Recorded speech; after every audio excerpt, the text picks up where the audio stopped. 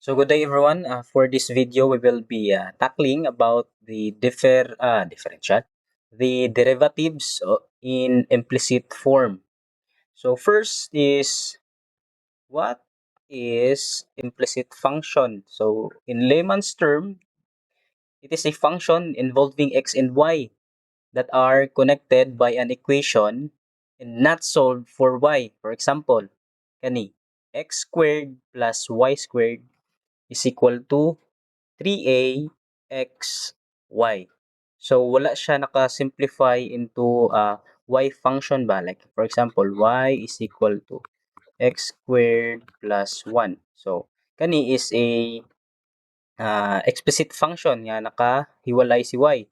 And ang implicit is nagsagol si function x and si function y sa isa ka equation. So, let's go to the derivatives kung paano i-take ang derivative sa isa ka implicit function. So, natay rule nga need sundon. First is differentiate each term of the equation. Halimbawa, if we have the implicit function, we will be equating it to 0 before taking its derivative. And with respect to x, bearing in mind that y is a function of x. And it must be remembered that the derivative of y with respect to x is by using the power rule.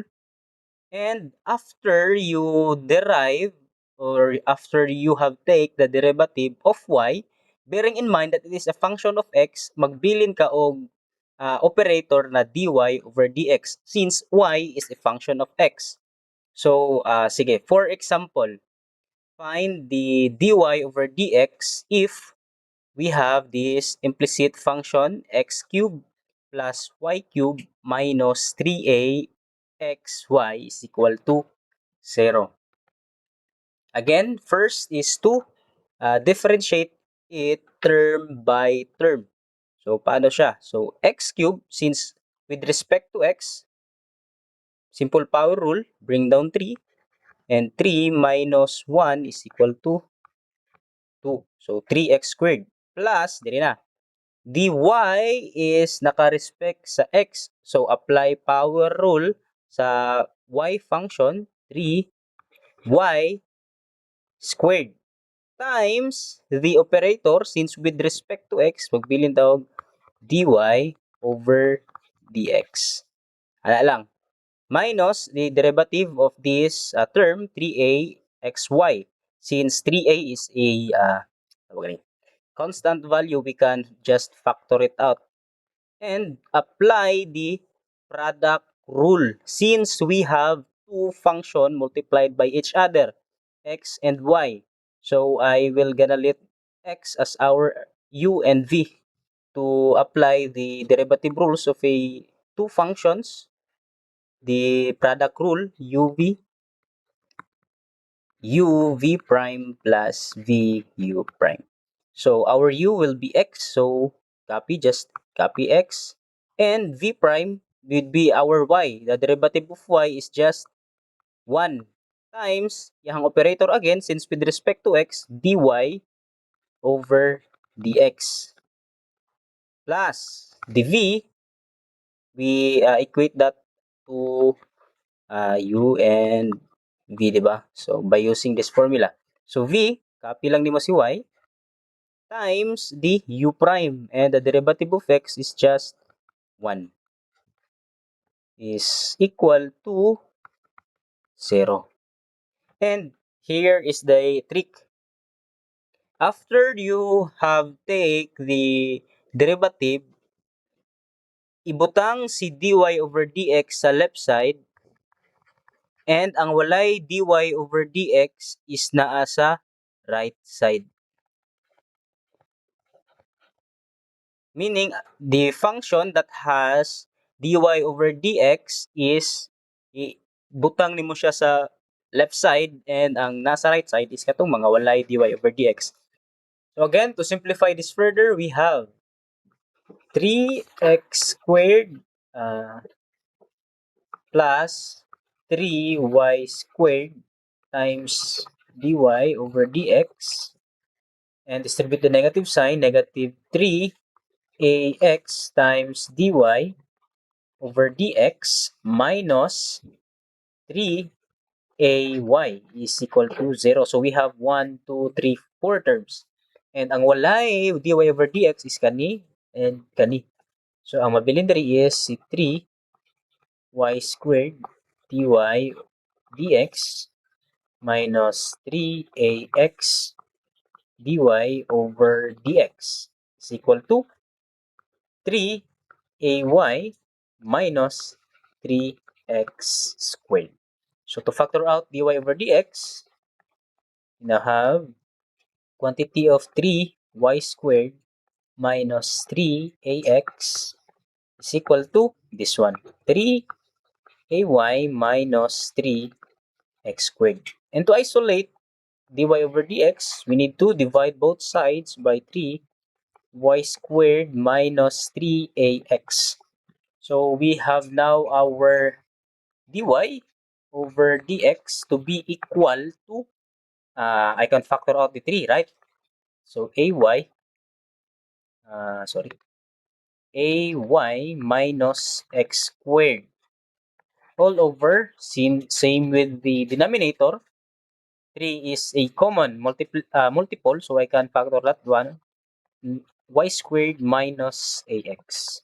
So 3 can be cancelled out, so dy over dx is equal to ay minus x squared all over y squared minus ax. So that's how you differentiate a implicit function. So for further explanation, I have problem number 2. For 2, we have the requirement to find y prime if the function is equal to x squared plus 4y squared is equal to 4ay. Again, let's equate this to 0. We have x squared plus 4y squared minus 4ay is equal to 0. And take note that y prime is also can be written as dy over dx. Meaning na basta y prime na may makitaan, dy over dx, yun na siya diretso. So first step, diba, is to differentiate term by term with respect to x. So first term would be 2x plus 4 times the derivative of y squared, that would be 2y, times, since with respect to x, na tayo mabili na y prime, minus 4a times the derivative of y, that would give us 1. And since with respect to x again, y prime is equal to 0. And sa ito, transpose all the y prime to the left side of the equation and the term that doesn't have y prime to the right side of the equation. So we have 4 times 2, that would give us 8 y times y prime minus 4a y prime is equal to 2x, negative 2x. And to factor out y prime, we have the quantity of 8y minus 4a is equal to negative 2x. And to isolate y prime, divide both sides by 8y minus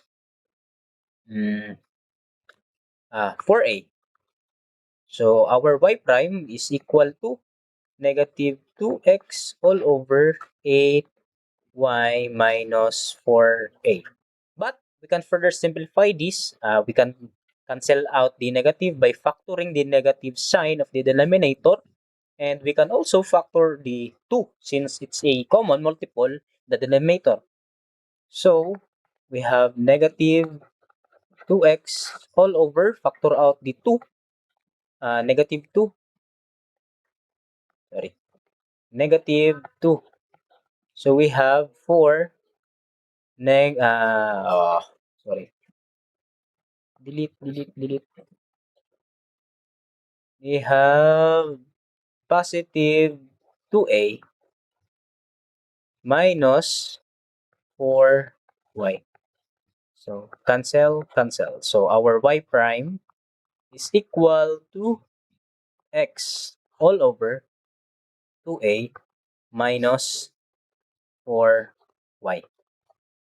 For our problem number 3, we have x squared minus 2xy plus y squared minus 6x plus 2y is equal to 0.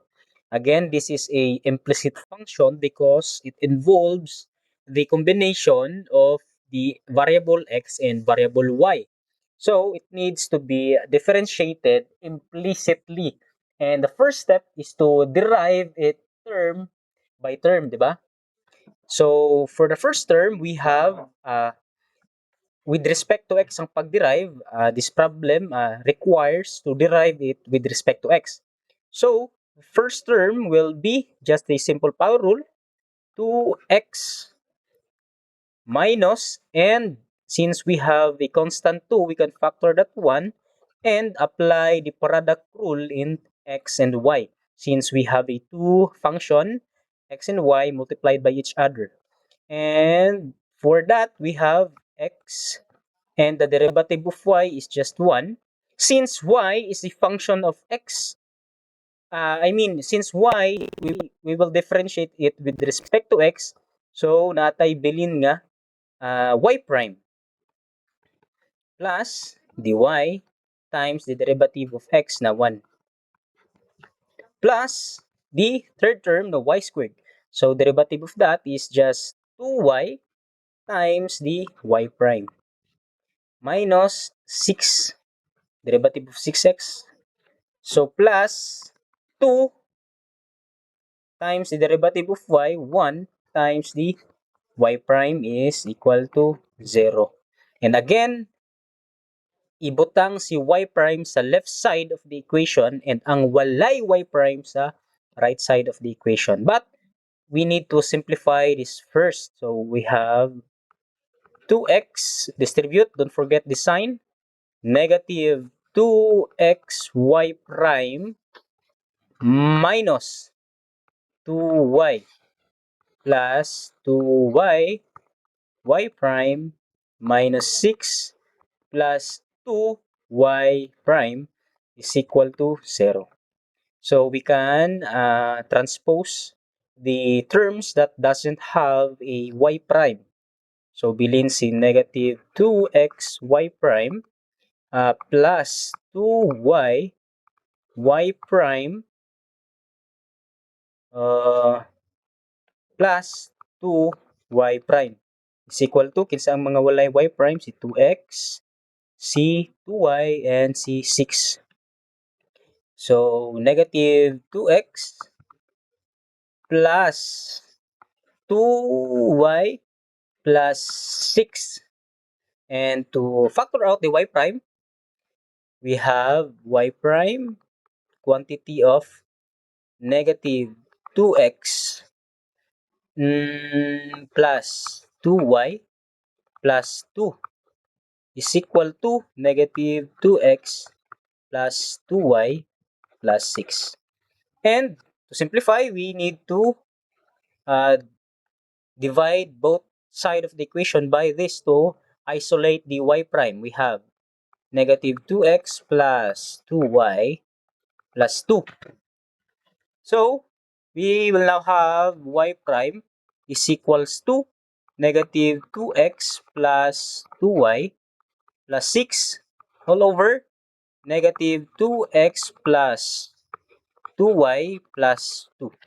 And we can further simplify this by factoring out the common multiple of 2. Since 2 to 6, factorable si 2, we can factor it out and gusto na ko si x, variable x is mag-positive. So, I can factor out also the negative. So, para mag-positive si x. Sige. Negative, factor out si negative 2. So, mabili na lang diri is positive x minus y minus 6 divided by 2 is 3 all over, sorry, all over, all over, factor out si negative 2 po sa numerator, we have quantity of positive x minus y minus 1. Right? So, cancel out me. So, we have now our simplified answer.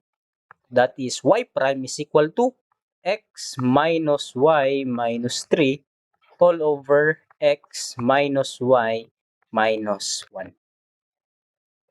So, that is the answer.